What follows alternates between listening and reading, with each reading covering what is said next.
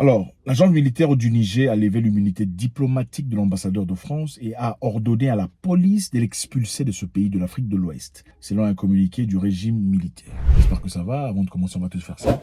Vous savez comment ça marche, c'est toujours avec beaucoup de plaisir. On va tous faire ça pour commencer. Ok, on va tous faire ça pour commencer. Voilà, l'agence militaire au Niger a levé l'immunité diplomatique de l'ambassadeur de France et a ordonné à la police de l'expulser de ce pays de l'Afrique de l'Ouest, selon un communiqué du régime militaire. Donc, vous savez exactement ce qui s'est passé au Niger. Ouais, évidemment, c'est ça. C'est bouleversant. Nous savons qu'à un moment donné, après qu'on ait balancé M. Bazoum de l'autre côté, on a demandé à l'ambassadeur de France de venir pour discuter. Okay, pour discuter, échanger. Et qu'est-ce qui s'est passé? L'ambassadeur de France a complètement ignoré cette invitation. Okay. Ensuite, on lui a donné 48 heures pour quitter le pays. Qu'est-ce que l'ambassadeur de France a fait? La France, le Quai d'Orsay a dit que le régime militaire en place n'était pas légitime. Ils n'ont donc pas le droit de chasser l'ambassadeur du pays. C'est le pays des gens, le pays d'autrui. Mais ils disent, vous n'avez pas l'autorité de dire quoi que ce soit. Allez chercher votre part. Toi, tu n'es rien, tu es petit, je ne te reconnais pas. Les militaires au Niger ont finalement décidé de couper l'électricité. Ils ont coupé le courant à l'ambassade. Ils ont aussi coupé de l'eau à l'ambassade. Okay. Ils ont coupé l'approvisionnement en nourriture, en aliments et à toute substance. On a demandé aux Nigériens de ne pas participer, de ne pas contribuer sur le plan alimentaire ou quoi que ce soit vis-à-vis des Français. Et beaucoup ont tempéré. Ils sont restés. Finalement, ils n'ont pas réagi. On espérait que la France viendrait, en tout cas les Français impliqués dans cette histoire, diraient bon, finalement, on va se mettre, on va discuter parce que voilà, on peut faire des erreurs. Mais c'est avec beaucoup de condescendance et beaucoup d'arrogance qu'on refuse de le faire. Je ne vous parle, vous n'êtes pas légitime. La junte, on ne parlera pas à la junte. Pendant que M. Bazoum est hors du pouvoir depuis un temps, il est toujours arrêté dans son domicile, dans sa résidence. Et la raison principale pour laquelle il est toujours là-bas, c'est parce que M. Bazoum n'a pas encore signé la lettre de démission. Oui. La lettre de démission est très importante. Il faut signer la lettre de démission pour dire je reconnais, je ne serai plus président de la République. Puisque le président Bazoum n'a pas encore signé cette lettre de démission, alors c'est clairement la raison pour laquelle il est toujours sous commission, ou en tout cas toujours en arrêt à domicile. Parce que légalement, ça ne justifierait pas cette action. Maintenant, ce qui est évident ici, comme je viens de le dire, on a demandé à monsieur l'ambassadeur de se présenter gentiment pour discuter. Il a refusé, avec condescendance, il a complètement ignoré. On lui a donné 48 heures pour quitter le pays. La France a dit, vous n'avez aucune autorité de nous demander de quitter le pays. Vous êtes illégitime. La junte est illégitime. Vous n'êtes personne. Vous ne représentez absolument rien. Tout en soutenant l'idée de la CEDEAO de venir attaquer le Niger et de réinstituer M. Bazoum dans ses positions antérieures. Chose qui est complètement insultant vis-à-vis du peuple nigérien. On ne reconnaît pas les putschistes. On soutient un président qui n'a pas démissionné, aux côtés duquel nous restons engagés. Et nous soutenons l'action diplomatique, et quand elle le décidera, militaire, de la CEDEAO, dans une approche de partenariat, qui est celle que j'ai présentée en février dernier. Ni le paternalisme, ni la faiblesse.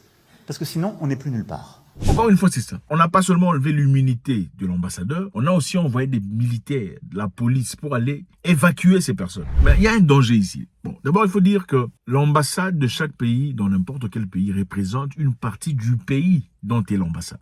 Vous comprenez? Donc, l'ambassade de France au Niger, cette partie, ce n'est pas le Niger. La terre de l'ambassade appartient à la France. Et venir entrer dans cette terre, c'est comme si on foulait la plante de manière illégale en France. Et la France, dans ce cas, aurait une raison légitime de faire ce qu'il a à faire. Et c'est vrai, depuis un temps, on a l'impression qu'ils attendent que les Nigériens fassent quoi que ce soit de ce sorte pour qu'ils autorisent leurs militaires, en tout cas il y a plus de 1500 soldats français au Niger, de faire la pagaille. Et aussi, évidemment, ça serait très facile pour la France de pouvoir envoyer des renforts. Déjà que le Maroc a accepté d'ouvrir son espace aérien à la France. Après que l'Algérie ait refusé, le Maroc a dit oui, vous pouvez passer ici, il n'y a pas de souci. Les Algériens ont refusé, hein. Ils ont dit non, vous ne passerez pas ici chez nous. En tout cas, pas pour bombarder au Niger. Parce que nous savons, après avoir bombardé au Niger, qu'est-ce qui va se passer? Beaucoup de gens fuiront et ils iront en Algérie. Et de manière très indépendante, très intelligente, pour essayer d'éviter cette histoire-là, on va déjà bloquer l'accès à tout ce qui est français sur l'espace aérien algérien. Mais le Maroc, c'est complètement différent. Le traitement au Maroc est complètement différent, vous le savez. Donc, c'est clair. Les Nigériens ont besoin d'une libération claire. Et depuis un temps, vous le savez, depuis que M. Bazoum n'est plus, en tout cas n'est plus au pouvoir, la CEDEAO s'est levée contre les Nigériens, voulant déstabiliser cette région. Voulant ramener le Niger sous le joug du néocolonialisme, comme beaucoup de pays de la CEDEAO. La vérité est celle-ci. Beaucoup de pays francophones aujourd'hui vivent toujours sous le néocolonialisme. Okay? L'argent n'appartient pas aux francophones. L'argent n'appartient même pas aux Africains. L'argent qu'on dépense est l'argent distribué depuis la France. L'argent n'a aucune valeur. Et 30% de ce que vous gagnez ici doit partir en France. Et beaucoup de gens ne le réalisent même pas. Que la plupart, avez-vous remarqué que la plupart des francophones rêvent d'aller en France? C'est ça le rêve de la majorité des jeunes francophones. Partir en France. Je vais aller à France. Leur rêve, c'est de partir à Paris, vivre à Paris. Beaucoup ont sacrifié les choses les plus importantes en risquant leur vie à travers l'Afrique du Nord, traverser la Méditerranée pour aller finalement dormir dehors à Paris. Pendant qu'ils ont laissé toute une vie chez eux, à la maison. Ils ont laissé l'argent, ils ont laissé à manger, les bonnes conditions, pour aller dormir dehors, comme des mendiants, Pourquoi? À cause de cette colonisation. Cette néocolonisation mentale. Parce que même sur le plan mental, beaucoup d'Africains sont encore colonisés. Maintenant, qu'est-ce qu'on dit de Nigériens? Bravo, bravo ou pas? Quand on vous appelle gentiment pour venir discuter, vous refusez. Parce que vous êtes trop fort, vous êtes trop puissant, trop important. On vous dit, bon, 48 heures, quittez le pays, puisque vous n'êtes pas content. Vous dites, vous ne quitterez pas, parce que notre ordre n'est pas légitime, nous ne sommes pas légitimes. C'est toi qui vas me légitimer dans mon pays, le pays de mes ancêtres, le pays de ma naissance. C'est toi qui diras que je suis légitime ou pas. Ça se fait où? Ça se fait nulle part. Ce n'est pas à toi de me dire si je suis légitime ou pas. C'est à mon frère de dire que je suis légitime ou pas, pas toi. Si moi, chez moi, à la maison, je me bats avec mon frère, toi tu es visiteur, je te demande de sortir. Toi tu me diras, je suis illégal, je ne suis pas légitime. Non, ce n'est pas à toi de le faire. Si toi tu es étranger, tu vas d'abord sortir. Tu vas attendre que les choses se calment. Après, tu reviendras et ensuite, on verra comment on peut renégocier. Tu ne peux pas me dire que moi, je ne suis pas légitime, tu ne sortiras pas. Ça ne se fait pas. Les Nigériens se sont levés et ont eu le soutien des Sénégalais, comme on l'a vu. Les Sénégalais ont marché dans les rues de Niamey en encouragement, en sympathisant avec leurs frères, en montrant cette vraie fraternité africaine. Les Algériens se sont séparés de cette histoire, ouvertement. Le peuple est parti soutenir le gouvernement militaire dans les stades, montrant qu'ils en avaient marre. Maintenant, vous voulez nous dire que vous, en France et en Europe et ailleurs, vous connaissez mieux ce qui est bien pour les Nigériens que ces mêmes Nigériens qui sont partis dans les stades pour acclamer,